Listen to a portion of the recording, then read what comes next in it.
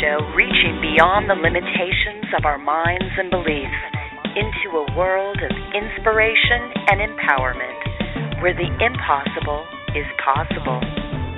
Call-ins are welcome at 347-637-2650. Be sure to check out Betsey's Earth News One blog and calendar of events on her website, betseylewis.com. That's BETSEYLEWIS. And now, your host, Betsey. Hi, everyone, and welcome to the show on this Thursday, November 19th, 2015. And I want to remind everyone that I have a book called Angels, Aliens, and Prophecy 2 about my own UFO experiences, cattle mutilation cases I've investigated through the years, time travel, crop circles, and prophecy. So that's on Amazon. And tonight I am really honored and so jazzed to have two of the most famous alien abductees experiencers that are out there, Betty Andreasson Luca and her husband Bob Luca. Their case is the best documented, best detailed, and one of the strangest cases in ufology. We're going to discuss their encounters of a fourth kind, the symbology and the messages given to them by otherworldly beings, and the harassment they've had through the years by the IRS, the government, and or military. Their case was investigated through the years by author and former director of scientific investigations for MUFON, Raymond Fowler, in the first book, The Andreasson Affair, followed by The Watchers and The Watchers 2. So I know Betty and Bob are working on a new book. I think it's entitled Lifting the Veil. So we're going to find out more about that tonight. And be sure and visit their website, and that's AndreassonAffair.com. And that's on my show page. You can just click right on there. It's in blue, I believe, and you can go right to their website. So let me bring them on here. Hi, Betty. Hi, Bob. Are you there? We sure are. Thank you for having us. Yes. Well, great to have you on tonight. I'm so pleased. I wanted to have you on for a long, long time, and I'm glad it finally worked out. Oh, that's great. I want to congratulate you on 37 years of being married. You just had your anniversary, right? Thank you. Thank you indeed. Yeah. Well, that's it's strange great. how it all happened. As children, we had similar experiences, and then as an adult, we had a similar experience with the UFO phenomena, and so it just is strange how everything had worked out. Well, I don't think there are any coincidences out there. I was listening to you on YouTube, an interview you did in 1979 on the Mike Douglas radio show, and what was really weird is that the show, I think, cut out 2 or 3 times. It just suddenly went off the air, and they had to get you back. And and then I listened to a show that you were on with Coast to Coast, and I think it was last year, and they picked up a woman's voice whispering on there. They isolated the audio, right? And they said something really weird on there. What was that all about? Said something like, I think the audio text, when they isolated it, said something like, "I'll kill you." Oh, my goodness. Well, not a nice message. No, that's so nice to have goodness. friends in those places. But we're still here, Betsey. Well, I'm so glad. You've had a lot of strange things, and not just ET experiences. You've had a lot of paranormal things. But, I don't know if you've ever thought of this, and this is a little strange, maybe a little funny, too. I think aliens like Betty's. And I'll tell you, there was Betty and Barney Hill in 1961, probably one of the first big famous cases, and then you, of course, you and Bob. And my parents had a UFO experience in 1950 when I was a few months old, and my mother's name is Betty, and I was named after her, so I go by Betsey now, but there you go. Yeah, it seems strange. There's a lot of coincidences involved, you know. Yeah, it seems to run in families, Betsey, too. It does. Yeah, my daughter has experiences, and some of the other girls do too, but they just want to stay out of it. They're a little bit fearful of it. Oh, I'm sure. Well, Betty, why don't we start with you? Because, and then I'll ask Bob about his earliest remembrance of strange events in your life. So how old were you, and what happened? Well, I was living in Leominster, Massachusetts. I was only 7 years old, and the first weird thing that had happened to me was in Leominster. I was out in the front yard, and I was eating some crackers. I was in a little shed that my brother had made, and I was waiting for my girlfriend Dee from across the street to come out and over and play dolls. And I was sitting there just chewing on a cracker, and all of a sudden a bumblebee entered the hut, and it circled me, and suddenly it seemed like a white ball of light. And it went around me, and it struck me between the eyes on my forehead, and down I went. And as I lay there, it felt a little cold and everything, and as I laid there, I heard a voice of many voices, and it said, "The wee little one is coming along fine." And it also said that very soon I would be very, very happy. And that was my very first experience. Dee came over, and I was sitting up, and I was crying, and she said, "What was the matter?" And I told her I had been bit by a bee. They have a unique way of making you think or remember things so that you don't connect it to the phenomenon. Mm-hmm. And she felt at my forehead and around my middle of my forehead by my eyes, and she says, "Well, I can't see any bump, and there's no hole, and there's nothing wrong there." So, of course, at that age, you just forget it, and you start to play dolls. That was the very first youth experience I had. What year was that, if you don't mind me asking, Betty? That was 1944. And what's so strange, Betsey, is Bob had an experience in 1944, too. It seems as if we've been really drawn together. Yeah, it sounds like that you were just meant to be together, that they arranged this whole thing. Right. And you probably feel that too, don't you? Oh, yeah, I really do, because we also, without knowing each other, had an adult encounter in 1967. I had one in South Ashburnham, Massachusetts, and Bob was living in Connecticut, and he had one where he was going to the beach, and he stopped because he saw a craft, and that's when he had his adult experience. So there's the second experience that in each year, the 1944 one and then the 1967 experience. Well, that's fascinating. And how did you... Go ahead. Sorry. Go ahead, Betty. Okay, and then in 1978, we were married, and we were living in Connecticut, and we were in our bedroom, and suddenly we heard a whirring sound over our bedroom.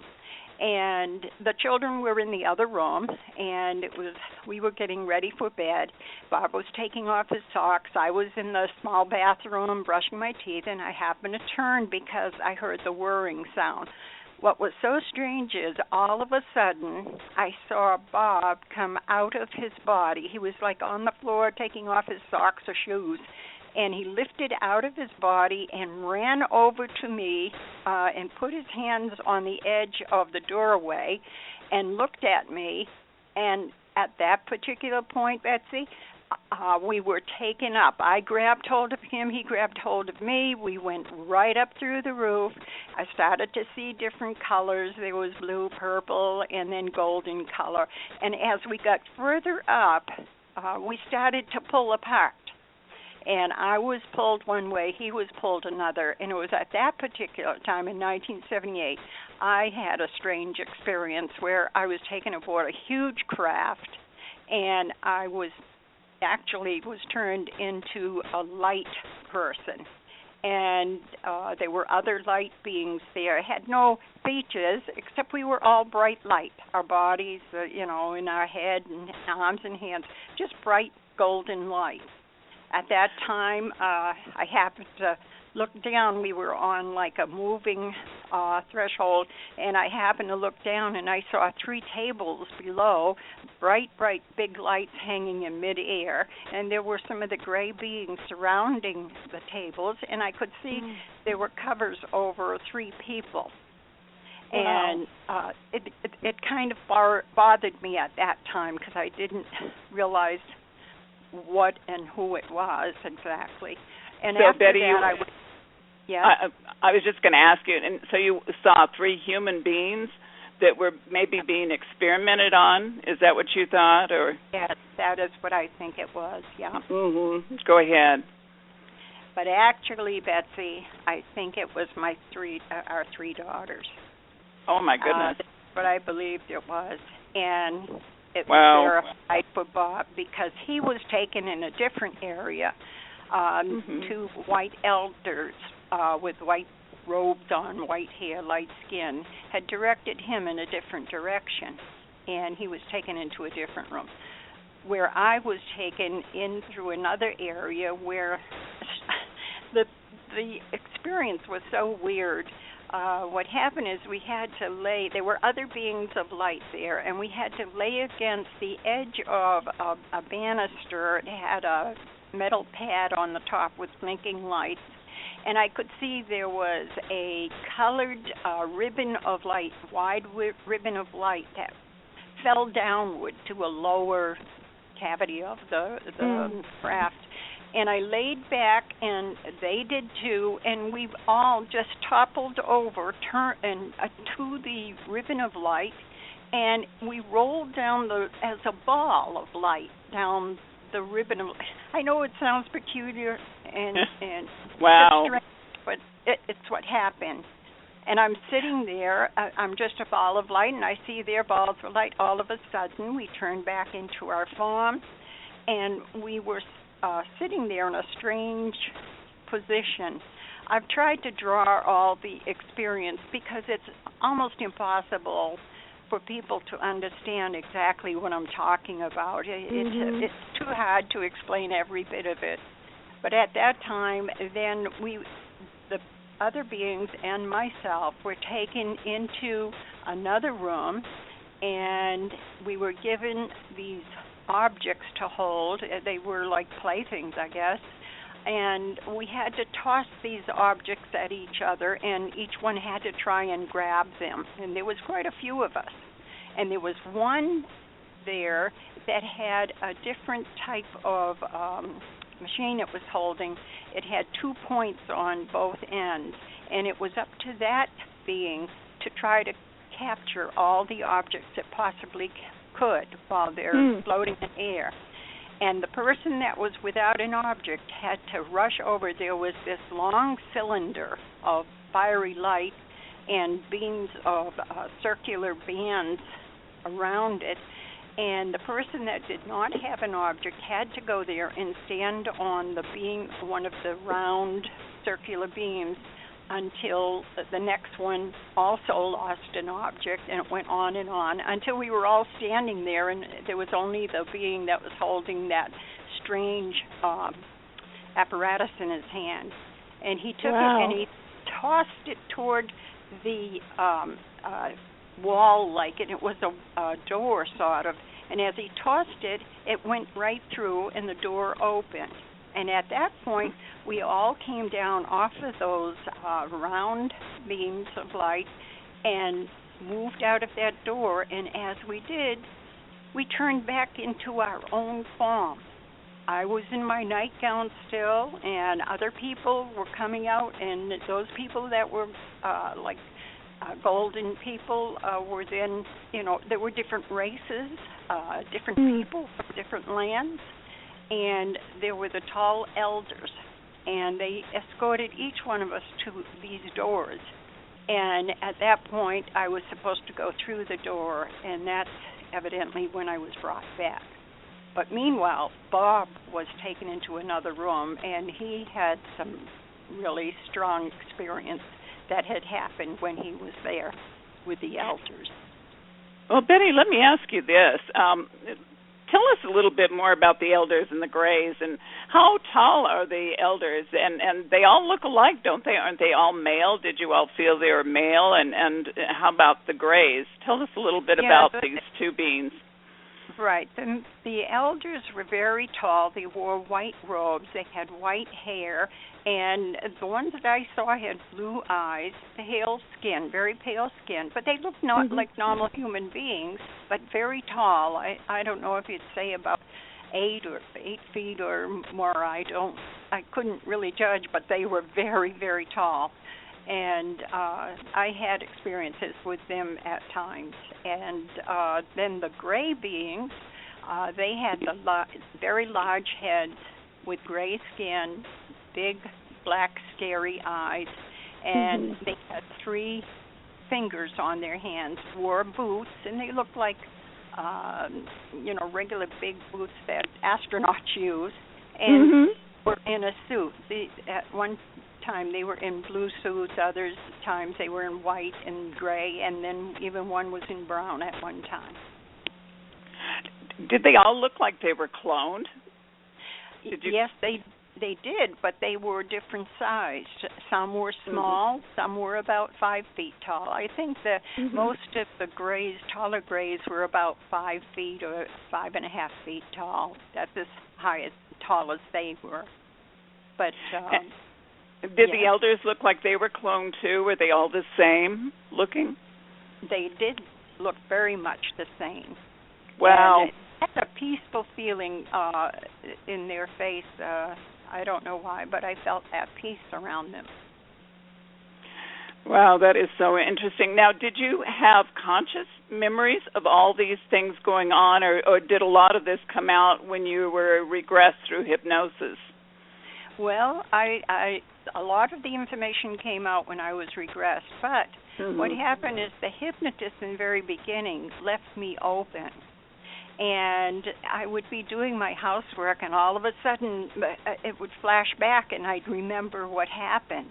It was strange. It was like being wide open. But when the investigators tried during the times we were in the office and trying to get that information, there were times that it stalled, that I couldn't get that information out, especially when I was younger and I was brought before the One into the world of light. They wanted to know that information real bad, and it was not forthcoming to them. So the hypnotist brought me back out of the world of light to the great door, and other things went on. Did you feel were you frightened? Did you feel that you were being violated, something against your will? How did you feel about all these things going on?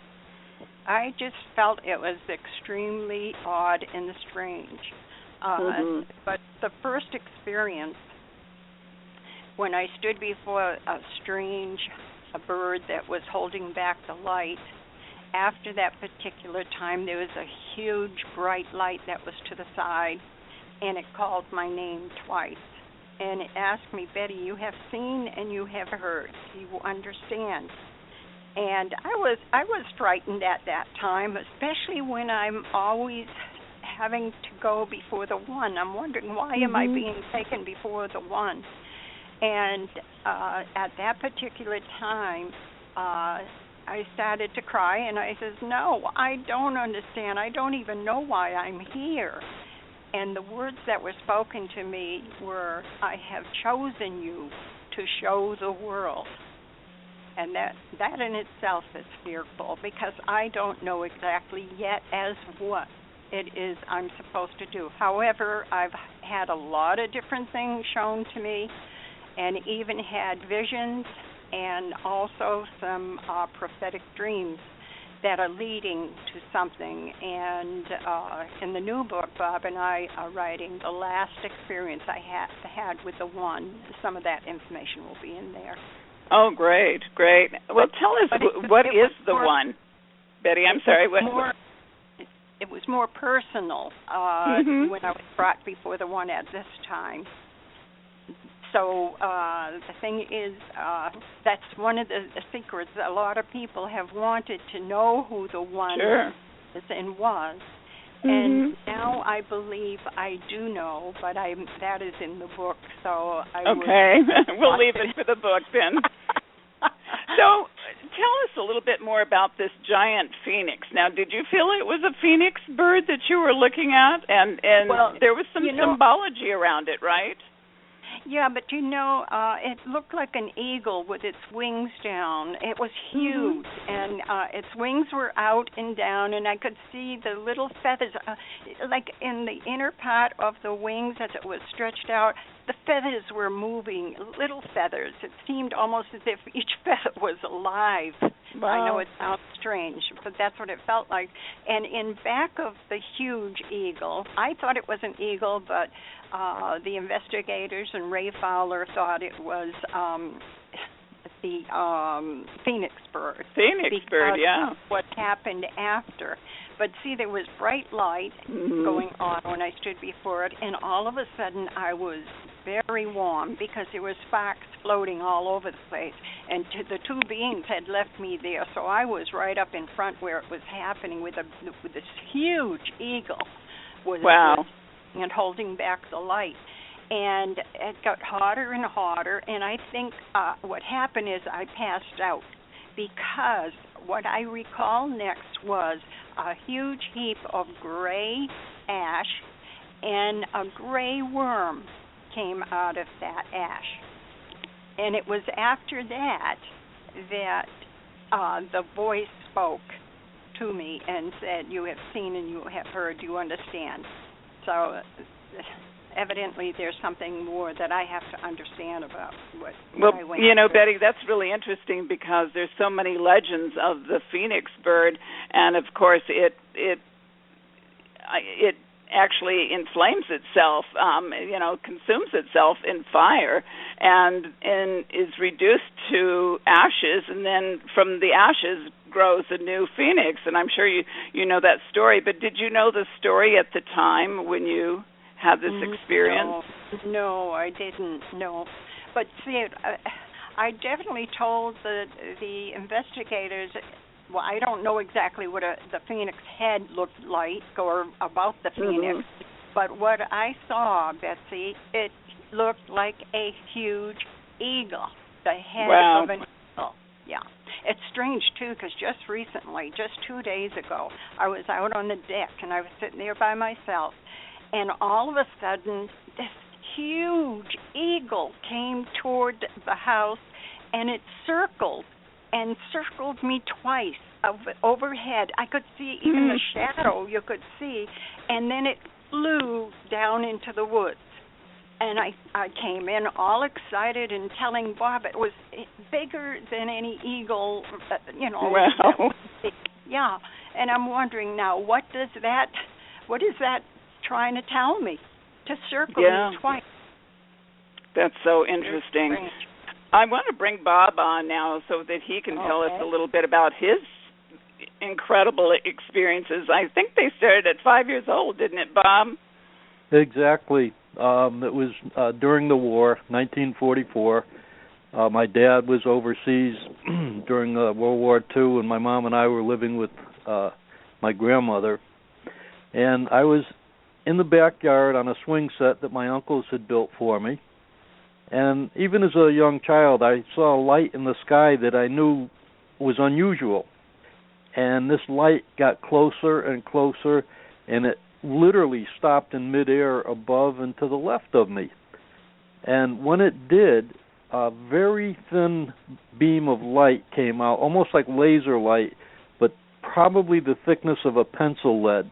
And it struck me in the forehead, and I couldn't move. I was just paralyzed on that swing. And as the thing rocked, I could see the top was glass, or something like glass. I don't know what it was, but I could see inside these two, what I described then as little people. And they spoke to me, but not verbally. Through the mind, they said that they were preparing something for mankind that would be good in the future. And they also said that they basically they had seen many people, and that people that they had seen in the future would meet. And I remember this as a little child, and they said, that I could not tell anyone. Well, this is kind of hard to verify, and it's always nice to get some confirmation. Well, two things happened. One, we had a victory garden in the backyard, as many people did during the war. Mm-hmm. Where this thing had stopped, nothing would grow. There was a big circle in the garden where nothing would grow for years and years after. And during the hypnosis sessions, of course, this was many years later, the Larry Fawcett had brought in a psychic that was very good. She worked with the police in Connecticut and was very well known. She worked for the government at a point in time earlier. And she described exactly what happened to me just by taking and holding a pocket knife, which I usually had on being a mechanic. I always had that with me. She described it in great detail, and this was the first time I ever met this woman. But she went even further, and she said she saw pipes and vines in the backyard. And I told Betty later, I said, "Oh, no," I said, "she's off there." I said, "There's no pipes or vines in that backyard." Well, a little later, I had an occasion to talk to my mother. Turns out my grandfather had put up a pipe arbor, and there were grapevines. I didn't even remember it, and yet she came out and verified it. There's one thing I like to bring up always, because these stories sound so unusual. Before the book was ever published with Betty, there was an extensive background investigation done on her, on the circumstances like the power failure where the lights went out. It was verified by the power company. They never found an answer. There was psychological testing. There was psychiatric testing, lie detector tests, all which Betty passed without a problem. And I think people need to know this just because these things sound so strange if you've never had any experiences like this. And from that time, the next experience I had was in 1967. It was in the summer. I was on my way to the beach. Beautiful sunny day, hardly a cloud in the sky. And I was crossing the railroad tracks at an area known as the Trap Rock. And there were 5 men working on a railroad spur that came into that Trap Rock. As I looked toward the left, toward where these men were working, none of them were working. They're all looking up. So obviously I look up, and I saw 2 huge cigar-shaped craft. These were obviously not airplanes. They had no wings, no tail section, no noise, no contrail. And I pulled my car over to watch them. And they were, from where I was, they were headed toward New Haven, Connecticut. So as I was watching, 2 smaller disc-shaped craft dropped out of the bellies of these, one out of each one of these craft. One went toward New Haven, the other went in the opposite direction. So I sat there, I watched till they were totally out of sight, thinking, wow, whatever that was amazing. Got down the road a few miles, and one of the saucer-shaped ones came back. And it started to settle down, just almost like a leaf falling, was rocking back and forth, and it settled down in a pasture that was on the left-hand side of the road. So I'm watching it. This is just so unusual. And then there was a very bright red light, a burst of light that was very intense, like a red laser. And the next thing I knew, somehow I was inside this thing. And there was one of the small gray beings there, the typical gray that you would see today with the large head and the big black eyes and all. They had on a red uniform and a lightning bolt on the left side of the chest. Then 4 more came up from, I assume, a deck that was below. I was told to remove my clothing. I was put on a bench that was,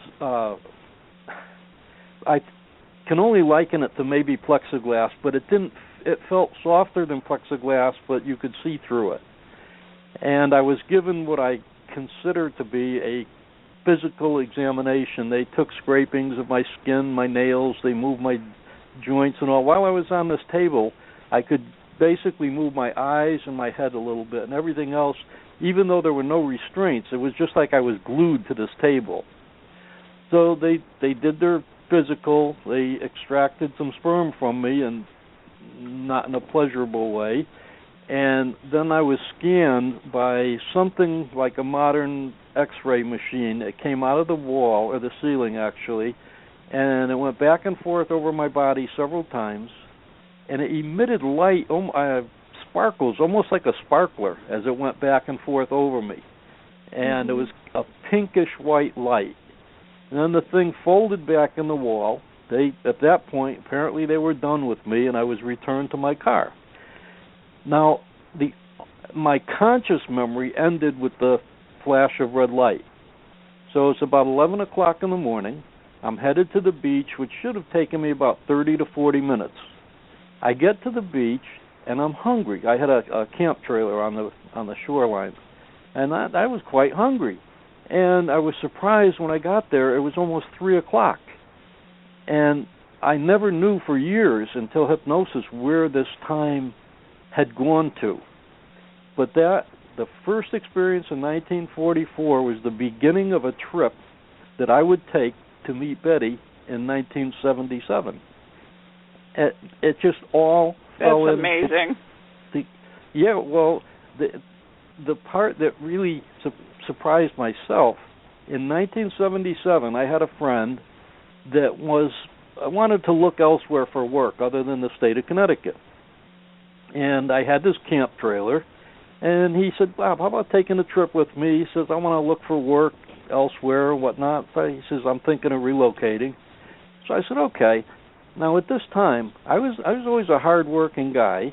I had a really great job at the time. I was a service manager for a new car dealership. I had a good salary. I had a brand-new car every 3 months. I had all my benefits paid. And after I had talked to Eddie, he says, it's going to take about a month. I said, okay. So I went over to my boss, which I would never normally do this, and I told him I needed a month off. Well, he said, I can't do that. He says, yeah, I'll give you, 2 weeks. Well, I went home. I thought about it over the weekend. I went in on Monday, and I said, Bob, his name was Bob also. I said, there's only 3 things we can do here. I said, you can let me go, you can fire me, or I can quit, but I'm going on this trip. So he finally gave in. He let me go. Eddie and I had gone across country. We were down through Texas, California, Oregon, and we were coming back. We're in Idaho in a rest area. Oh, now, really? Where? Pardon? Whereabouts in Idaho?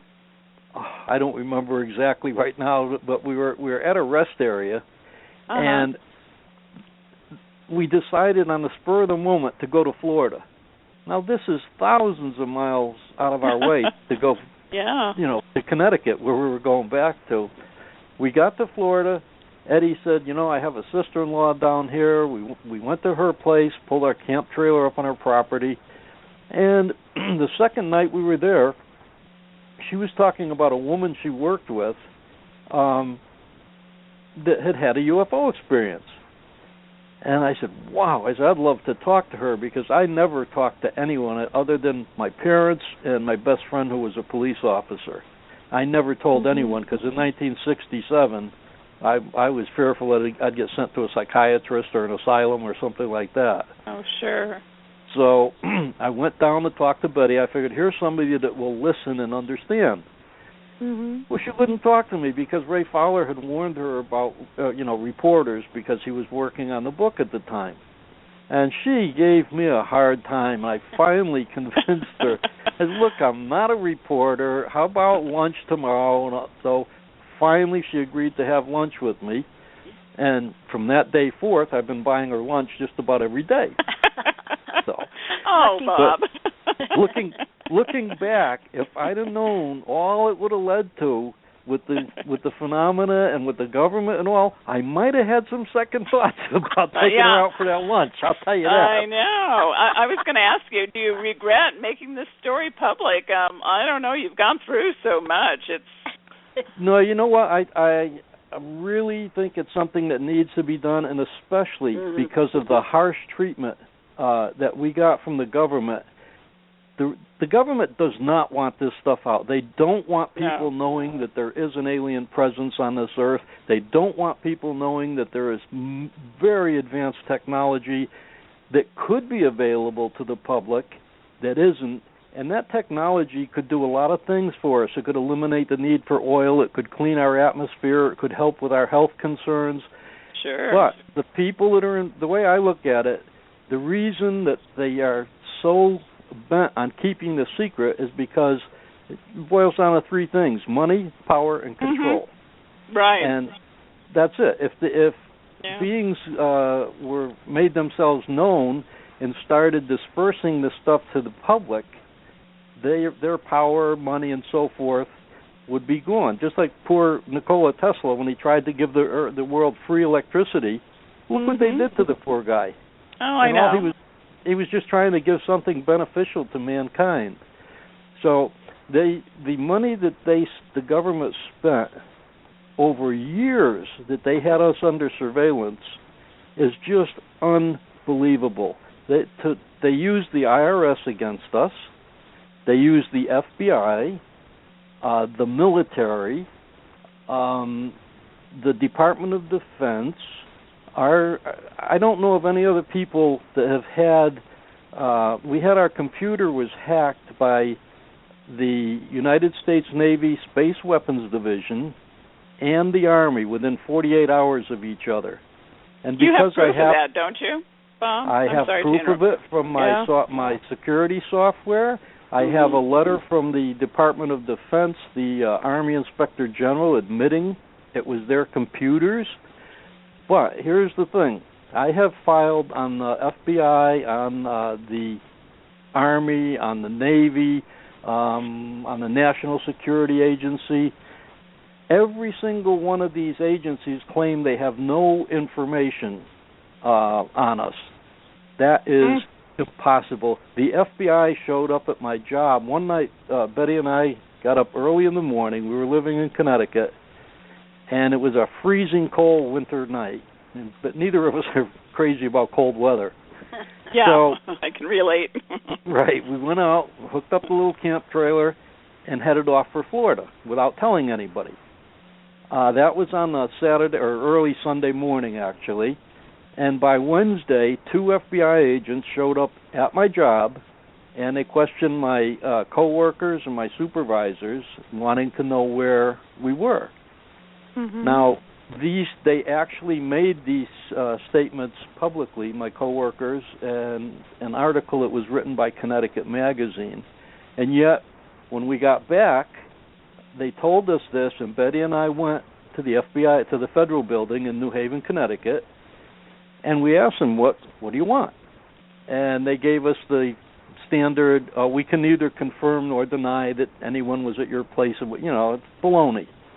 So while we were there, I asked him, I said, well, why are you guys tapping our telephone? And this is almost comical.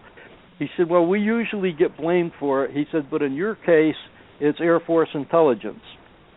Now, we just walked in off the street. Yeah. Whoa. So, but later on, months later, I got to talk to someone in Air Force intelligence, and they said, oh, no, we'd have to get a court order. That had to be the FBI.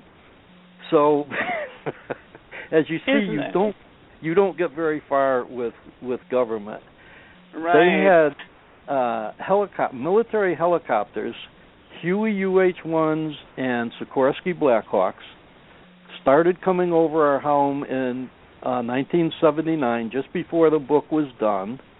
And I reported it to Ray Fowler, and he said, you're probably in a flight path or something. And I said, I don't think so. These helicopters are black, and they don't have any ID numbers. Well, we moved from that house within a year. And when we moved, the helicopters moved with us. And the flights got lower and more more regularly, came over several times a week. And I got very clear pictures. So I was also a pilot at the time. I was learning to be a pilot at the time. I was taking my flight instruction. So I knew the regulations. So what I did was I took photos of the helicopters, and along with the photos, I sent the time of day, the date, the compass heading, the approximate altitude. I went to the Federal Aviation Administration, the Army, the CIA, the FBI, the National Guard. Over a couple of 2 or 3 years, no one could tell me whose helicopters those were. Not that they couldn't tell me, they wouldn't. They didn't want to. Exactly. Yeah. And then the IRS, we actually got into shouting matches because we had a CPA, a fiery little Italian guy, and he got irritated and he started telling them, this is pure and simple harassment. You don't have any right to do this. They wouldn't accept canceled checks as proof that we paid our sewer and water taxes and our house taxes and all. I had to go. Oh yeah, I had to go to the city and get signed statements. I had to go to the banks where we had a mortgage and savings and all, and get signed statements and bring them to the IRS. And then during the very last audit we had, they asked me for documents that were 12 years old. And at least I knew enough. I said, no. I said, I don't have to provide you that. So the auditor says, well, okay. He says, we can audit your ex-wife and get those documents. So we didn't get along at the time, so I told him, I said, well, you want to get busy now, don't you? So she got audited. Wow. But I wouldn't give that up. And then the helicopters again, one picture I took was very clear. And since nobody was giving me any information, I sent the picture to Bell Helicopter in Texas, where they're manufactured. That's where the Hueys are made. Mm-hmm. And the public relations man sent me a letter back, and I still have that letter, and it's posted on our website. And they said that helicopter was never left here basically in that condition. It was modified by the Air Force for psychological warfare. So why is that type of helicopter circling around Betty and I? Now, is this all recent, or is this like... Well, this is over a period of years. We were under surveillance for, I would say, close to 20 years. It started in 1979, and the last time my computer was hacked was in 2004. Wow. And they followed us with cars, and a number of times I was able to get behind the cars that were following us because as a young fellow, I used to build hot rods and race on the street because there was no racetracks near where we lived. And a couple of times I got behind them and I got the license plate numbers and gave them to Lieutenant Larry Fawcett, who was a police officer and a UFO investigator. And when he ran the plates, they came back as unissued. So, it's not your average Joe that lives up the street that's driving something like that. They also took many photographs of us, and I'm going to let Betty tell you about what happened when she went to the store to get wallpaper. This is in 1979 when it just started. Go ahead, dear. Tell them. Well, Bob, before you go, excuse me, Bob, I want you to talk about the Men in Black incident that you had. Betty can go ahead. So whoever wants to go next, go ahead. Okay, she wants me to tell you about that. These guys are so weird. I've heard that some people are frightened of them or that they've been threatened. Well, Betty and I had gone, again, we were taking another trip to Florida, and usually I made the drive in one day from Connecticut. But this time we hit all kinds of construction, accidents, and by the time we got as far as Lake Worth, I was just plain beat, tired. So I knew there was a campground on Lake Worth Road that I had stayed at before. So I pulled into the campground and I got us a lot. We had a car, fortunately, it was a hatchback with seats that fold down, so I thought, well, we'll get a nice sleep in the car and then we can get up in the morning, get a shower, get some breakfast, and be on our way again. So we parked the car, and in parking lot, well, most everything in Florida is laid out like a grid, east, west, north, and south. So our lot was directly north and south, and our compass was pointing almost perfectly magnetic north when I parked the car. So Betty and I were getting in back, and we're getting ready to make our bed there, and a ball of light about the size of a grapefruit came literally through the door of the car on the driver's side, and it looked like a disco ball. It was multifaceted, multicolored, and it slowly passed through the car in front of us and out the other side. And we both saw it, so it wasn't just eye fatigue. So we didn't really know what it was, but we were tired, so we went to sleep, or we lay down to go to sleep. About midnight or so, a little later maybe, I heard a car pull in behind us, and I stuck my head up and looked out, and a car had pulled in at 90 degrees to the back of our car, and it was a black Cadillac sedan. So at the time I thought, well, it's somebody trying to beat the campground out of their fee or whatever. Went back to sleep, got up about 3 o'clock, had to use the restroom. The restroom was about 20 yards or so from the car, so I walked to the restroom, and I'm walking back. I'm coming up upon the back of this Cadillac, and I notice it has New York license plates because the yellow color was so easily identifiable, and we'd seen them so many times living in Connecticut. So, okay, I start to walk around the car on the left-hand side, on the driver's side. All of a sudden, all 4 doors open exactly at the same moment, just like one door. And these 4 guys get out. They are extremely thin. They all have black shoes, black pants, a white shirt, a black tie, a black jacket, and a thin, rimmed hat. And they looked Asian, but very, very thin. They looked like almost emaciated. And as I'm walking by, they're looking at me, and I'm looking at them, and I didn't feel any fear or anything because it looked like a good wind would have probably taken off with them. And as I'm walking by, they go around the car, keeping exactly the same distance apart, almost like children playing musical chairs. And so now they're on the opposite sides of the car from where they started, and I'm still looking at them, and they get in and shut all 4 doors exactly at the same time. You could only hear one. It sounded like one door shut. Well, in the morning, we got up, and the first thing I noticed, they turned the radio on. The digital clock was now 20 minutes fast, and it was set by the radio the day before. The compass was no longer pointing north, it was pointing almost east. So I had talked to some electrical engineers about this, and they said the only thing they could think of was the possibility of some sort of electromagnetic pulse that could do that to the clock and the compass. Well, we couldn't get a hold of an investigator while we're at the campground, so the best I could do, I walked around the car with a handheld compass and a camera. The compass pointed toward the car, which it should, the metal body attracts it, except when I got to the point where that ball had gone through the door, the compass would spin around and point the other way. So every time I went around the car, I got a foot further away from it. And that compass was affected up to 5 feet away from the car. So, what happened? Wow. I have no idea.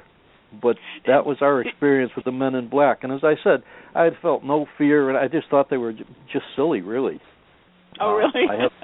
They sound silly.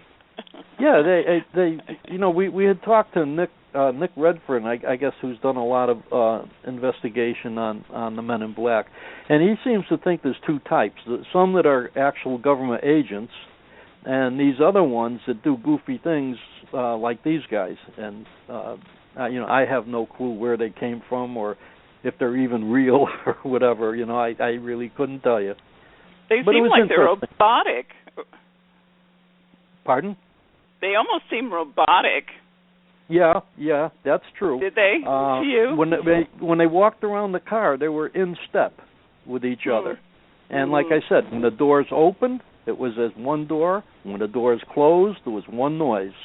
And when they all were looking at me, making eye contact, and I looked at them as I was going by, and I just thought, these guys are weird. I didn't have any other thoughts about them except they just struck me as being weird. Now, what the purpose of that was, I have no idea, but they left during the night because when we got up, they were gone. Oh, wow. So, what an experience, Bob. Oh, my goodness. It was unusual, to say the least. Yes. Betty, did you want to go ahead and talk about your other experience here? I don't know. Well, the thing is after the childhood experience in 1949, I had another experience. I was happy because we moved to Westminster, Massachusetts, and it's all country and everything. And so anyway, I was sort of a tomboy, and the place that my parents, it was an older home that they bought, and there was a shed down by the pond, and I was in there looking at some of the tools and rusty things that were in there, and I happened to see some traps hanging on the wall, and I thought, oh, what is that? And I took it down, and I could see it was a foot trap, and I thought, now, I know it was mean of me to do, but anyway, I thought I'm going to see if I can catch something, because I remembered seeing a large hole up in the woods by some flowers, and I went up there and I put the trap down, and then I went to school, and the next day I rushed up the hill and picked up some stones, because every time I was in the woods I'd either carry stones or a stick just in case I came across an animal that was wild or something who tried to attack me. So I picked up the stones and I went over to the hole where the trap had been, and it was missing. And so I went closer to the large hole and looked down, and I saw this gray, those hornets or bumblebees nests that are big and gray and wrinkly? Well, it looked like the head of the roundest part was coming out, but it turned out to be a small being coming out, and as it stood before me, I was just amazed.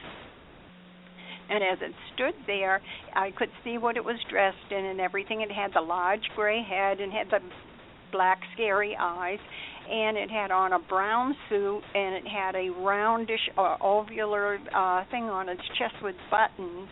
It touched one of the buttons, and when it did, it hit me again right on my forehead between my eyes, and down I went. Well, all of a sudden I heard talking, and I was like being examined evidently, but not by the small being. The small being was just standing by, and as they were talking and they were saying, well, she's not ready. She's got another year. And what happened during that time, the small being was there. The voice that was telling me I had another year. After that, everything happened, and I just was all right. I came out of it, and I went back home. And a year later, when I was 13 years old, in 1950, I was picked up again. What had happened was I was walking up the hill. My father had made stairs going up. We had a 2-level hill going up to the garden area. And it was early morning, and I'm on the stairs, and I happen to glance to the right, and I see the moon out. And I'm wondering, what in the world is the moon doing out at this time? But it was getting larger and larger, coming closer to me, and suddenly I found myself in a huge white room with small beings with the gray skin, dark eyes, but I could barely see the rest of them because they were in white suits. But it was at this time, Betsey, that after they took me through different areas and I had to do different things, it was at this time when I had to have an implant. And it's hard to talk about it because they had to remove my right eyeball at one point and oh my goodness, thrust a needle inside, and that's evidently where some of the implants were left within me.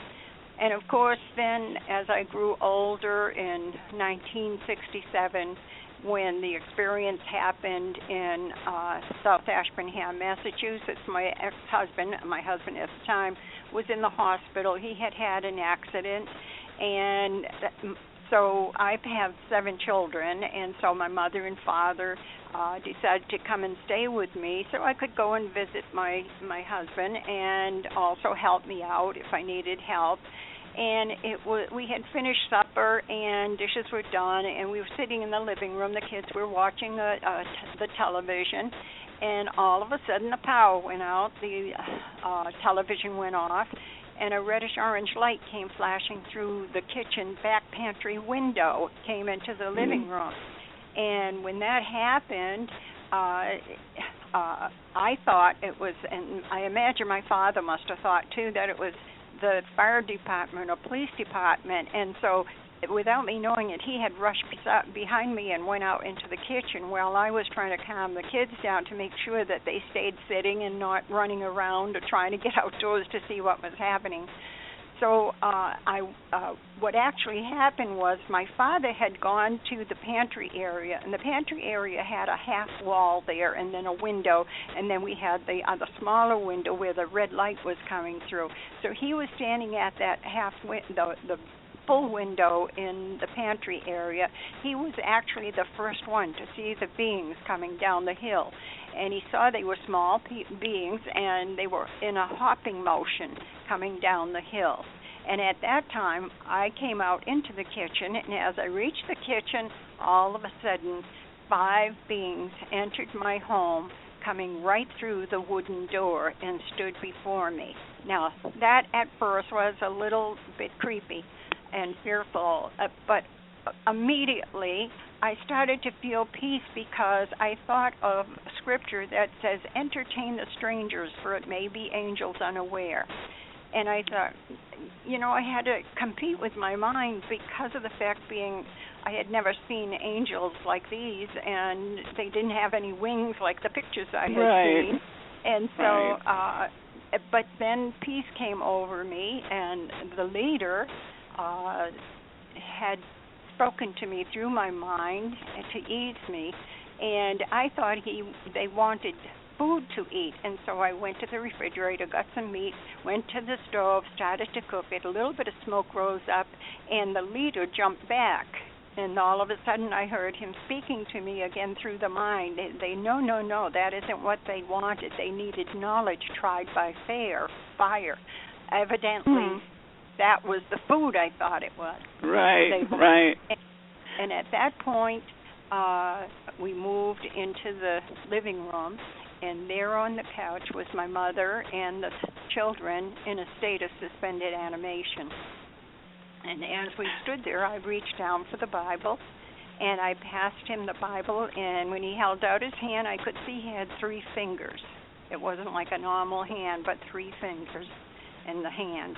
And he waved his hand over the Bible, and 3 more thin books were there, and he passed them to the 3 beings that were beside him. Now, the 5th being evidently had gone over to where my father was, because there were 5 beings that entered the house in the very beginning. I saw all 5 of them, but now there were only 4 in the living room. Betty, let me interrupt you for just a minute. Sure. I'm sorry to interrupt you. We're getting low on time here, but I wanted to cover a few things before I let you go here. I can't believe how fast the time has gone by. But I just want to, tell the listeners that you've had so many incredible experiences. I know that you were taken to an underwater city, crystal. It was kind of like the Wizard of Oz, which was just incredible. Like maybe they downloaded your memories and created this holographic experience for you. No, it was real. It was real. Also, yeah, because I saw a 3-sided pyramid with a head on top of it that looked like an Egyptian head. And the very head, one of the investigators had passed me a magazine that had the head that Hoagland spoke about on Mars. And it looked exactly like that. I know now that, it's not the base on Mars. They say that it's just something with the light or something that causes it to look that way. But it looked very much like that face that was on top of the, yeah. Now, you were also taught symbolic language, right? And so was your daughter. Now, was Bob also taught this and given instructions on something that he doesn't even remember? I really don't know. I don't think he was. But Becky, what happened with Becky is they took her out of the state of suspended animation briefly, and I was given a thin blue book to hold, and I had put it. I wasn't supposed to show it to anybody. I could keep it for 10 days. I put it in my closet in the bedroom, and when Becky came to me and told me, "Mommy, I've been having, for the past 3 days, I've been having a bad dream of these strange things in our house," and I realized because they had taken her out briefly, she couldn't move except for her head to watch and everything, so she saw the exchange of books, and the thing was, I said, "Don't say anything because I don't want you scaring the rest of the children." And so I said, "I'm going to show you something, but don't say anything to anybody." So I took her into my bedroom, took the little book down, blue book down from the closet, and when she we're sitting on the bed there, and when she saw it, she placed her hand on top of it, and then when she removed her hand, there were all sparkles all over her hand. And the strange thing, Betsey, is that after that, she started to develop the strange writing, like the beings writing, and I think it was because she had touched the book, she received that gift to write that unusual language. Now, I'll ask both of you this. I know that you were given some things about the future, and Betty, I know you were told that they are doing all this to save the human race, that we will become sterile at one point, and that seems to be true. That's where we're headed because of the pollution, the cell phones, just all kinds of things that are happening to our planet. So what else have they told you about why they're here and what they're doing? Are we somehow connected to them genetically, or are they creating a new race? We hear about the hybrids. Did you ever see any children, or? Well, I saw very little ones, little tiny beings. When I was aboard the craft at one time, I was sitting by, they had me sitting by the water, and one of the beings came in with a something that I took a wand or something, or a stick with a glass thing on the end, and I had to point it at these little beings as they were lined up. So what that was all about, Betsey, I really don't know, but it happened. So they were small beings. They were adorable. Even they were curious of me. They came over and touched my knee, and you could see that they were very adorable. But they still had the larger heads. They were quite thin, but very small. Now, I know I've read that you believe these beings are angelic beings. Do you still feel that way? Do you feel they're benevolent and that they're somehow angels on maybe a different dimension, that there's many dimensions out there? Right. How do you feel about that? Yeah, I do feel that they're angels, but I do also realize that there is one race that is detrimental to man, not very good for us. There is the good and the bad in everything. Sure, and I think you're so right about that. You know, I've heard that there's many alien or otherworldly beings that are involved in our world right now, and I think it's kind of a struggle between them. Bob, did you get anything? Were you given any future predictions or anything about what's going to happen? Well, one of the interesting, not so much that, but what they did tell me that I found extremely interesting is that they told me right out that you do not die. They said that the light person inside you, which I take to be spirit or soul, lives on. They told about different, basically, stations you'll go through and how you live here affects where you go from here. And they also explain the necessity of evil on the planet, and that freaked out the hypnotist and the investigators. Basically, what it comes down to is the Creator gave us all a choice. If there is no evil, you have no choice. All of us on this planet can do good or evil. What you do depends on where you're going to go. And I found that extremely interesting. I have always been, most of my life, a technician. I've worked on everything from automobiles to hydrogen fuel cells. I was a nuts and bolts kind of guy. Now, my thought has expanded. I realized there are aliens from other planets. There are also interdimensional beings. And as far as, like Betty says, these particular ones she had been in contact with are angels. Well, that depends on your definition of angel. To me, an angel is a messenger, and they don't have to have wings as far as I'm concerned. Right. You know, so everybody tends to look at the biblical version of the person with wings and all, but that's not necessarily the fact. Right. It's a messenger, and that's it. The message that they have, they told Betty that they love mankind, but they also said it's better to save some than to lose all. Yeah. Right. So, and you see the way the world's going today. Oh my goodness! It's just unbelievable. Who would have thought we would have been, where we are now? And it seems to be getting worse. Maybe it's the dark before the dawn, right? Yeah. Hopefully that dawn is just over the horizon. I hope so. One thing, Bob, that I found really interesting when you were under regression, you talked about animals and people that abuse animals, and I was really touched by that because I love animals. I believe they evolve. I believe everything evolves. Yeah. Yeah, that people that abuse animals are, that are outright mean, they are going to pay for that.